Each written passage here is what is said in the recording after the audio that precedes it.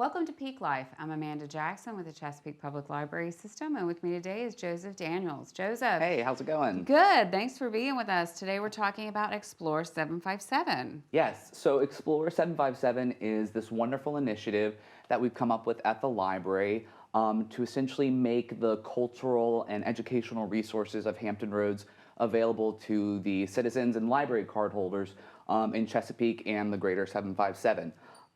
So let me just tell you about its inception. I went to school up in New York, and in the 5 boroughs, they have something called Culture Pass, where essentially the library purchases memberships to the major cultural institutions. There's like the Metropolitan Museum of Art, MoMA, and then patrons can come and check them out and go there free. And they get like the members treatment while they're there, so like discounts and all of that. So I really wanted to import that here to Chesapeake, and that was kind of how Explore 757 was conceived.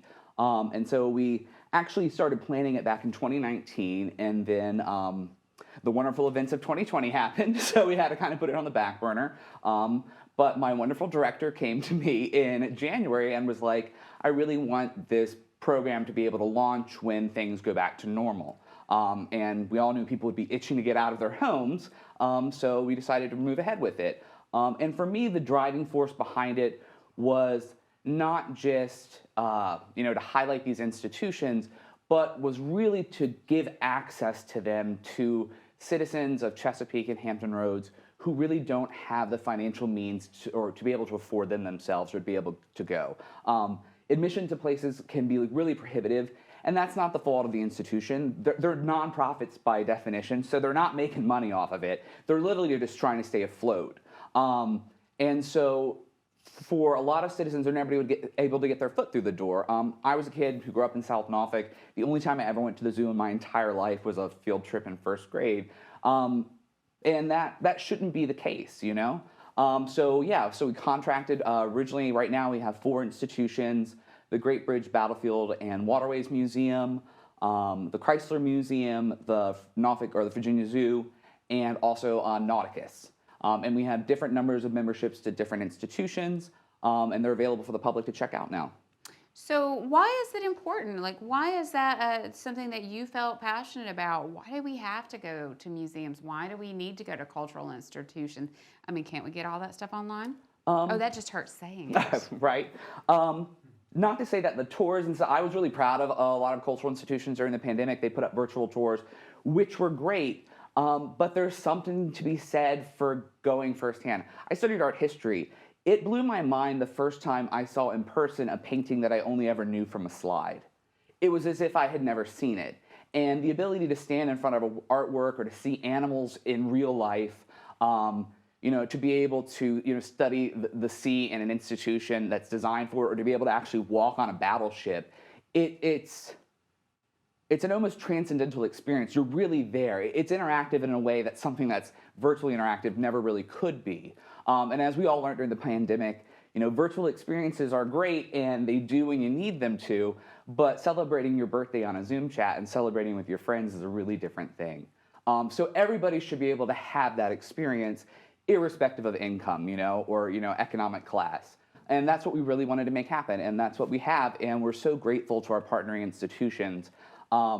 Because we know that they might take a cut because of this, but they're willing to get on board with this initiative because they really believe in its purpose, which is to make these institutions, these organizations, accessible to all the people of Hampton Roads. And that's a really great point, too. I mean, obviously, we think the library is amazing and we're awesome. We've done this really wonderful thing. But also these organizations, they had to get on board as well. You're asking them to give you a pass that a lot of people are going to use. Yeah.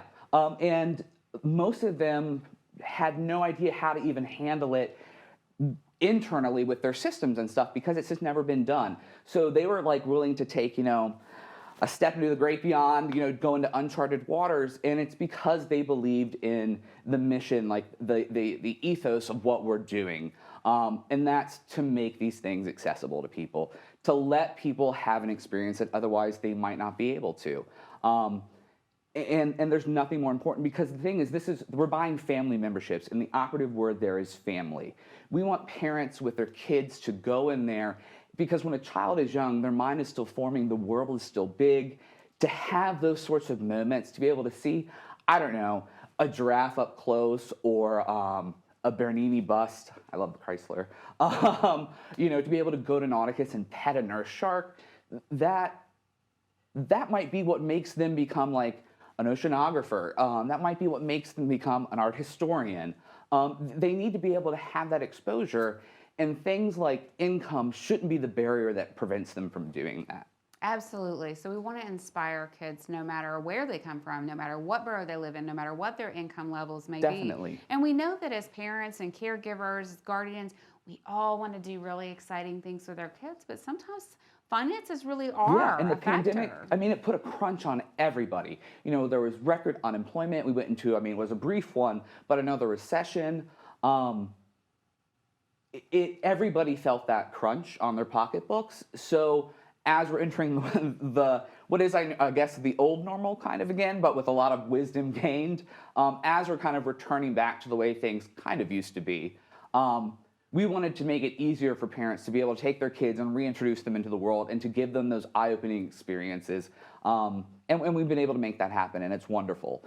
The other great thing about it is we're going to expand to other institutions, and we also are going to kind of beef up the program and curate your visit there. So we'll have backpacks that have picture books or juvenile nonfiction, depending upon your age level, that will relate to the institution. We'll have activities you can do there. We're going to partner with the education departments at the actual institutions in order to really capitalize upon your visit there and maximize your experience. So you're saying, like, if I go to the Nauticus, if I go to the Chrysler, I'm going to get a backpack with my checkout, and then it might have a book about an artist, or maybe it'll have something I can draw to really, like, make the most of it with your kids and to have that moment with your kids where you're, like, experiencing that together and you're not just looking at it and going, oh, that's really cool. Yeah, I really would love to design something like call-outs where at the Chrysler, easy questions to ask a kindergartner that's going to make them be able to interact with a painting that otherwise you might have that white wall syndrome where you're just like, okay, we'll stare at it. Ways to get them involved and to make it accessible. And that's the purpose of the whole initiative, to make things accessible to people. Those moments of discovery that the library's put in its strategic plan to provide that outstanding service. Well, Joseph, thank you so much. That's really exciting. So if I wanted to do that, so I'm really amped about it now. You've explained it to me. I've got kids. It's summer. I'm really trying to find something for them to do. How do I check one out? So you give us a call over at the Cuffee Outreach and Innovation Library, COIL, 757-410-7036. Right now there's a wait list. We'll put you on there in the order that people call, and it checks out for a week. I will call you when it's available. We'll hold it up to 48 hours. Come get it as soon as you can, though, because that way we can maximize time for circulation. You'll sign a release form that states what happens if you don't bring it back on time or if you have to replace it, and then you'll have it for a week. And you can use it if you want every single day of that week. But it's yours for 7 days. You're a member to that institution. Then you bring it back and we get it to the next person. That's fantastic. Thank you so much for being with us and explaining that Thank you. today. We hope you'll check out our Explore 757 and see some of the wonderful institutions that are all over Hampton Roads, not just the Chesapeake Public Library, but you definitely have to come see us.